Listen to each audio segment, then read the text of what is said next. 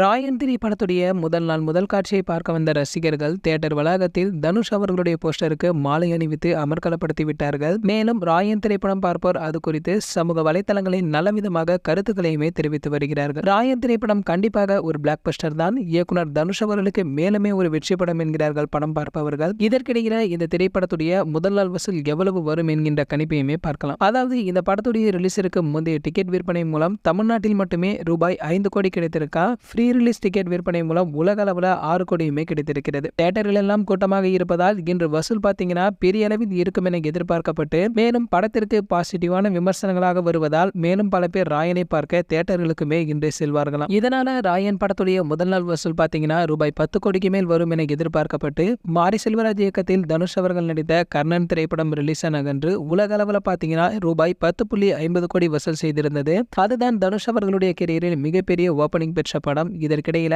கர்ணனின் முதல் நாள் வசூல் சாதனையை ராயன் திரைப்படம் நிச்சயம் முறியடிக்கும் என நம்பப்படுகிறது. ஒரு இயக்குனராக தனுஷ் அவர்கள் ஜெயித்து விட்டார் என ரசிகர்களுமே கொண்டாடுகிறார்கள். படம் ரிலீஸ் ஆன அன்று அதற்கு பாசிட்டிவான விமர்சனம் கிடைப்பது மிக முக்கியமான ஒன்றாக பார்க்கப்படுகிறது. பாசிட்டிவான விமர்சனங்கள் வந்தால்தான் அந்த படத்தை பார்க்க தியேட்டர்களுக்கு செல்கிறார்கள் சினிமா ரசிகர்கள். ராயனுக்கும் பாத்தீங்கன்னா பாசிட்டிவான விமர்சனம் கிடைத்திருப்பதால வார இறுதி நாட்கள்ல பல பேர் தியேட்டருக்கு செல்வார் எனவும் நம்பப்படுகிறது.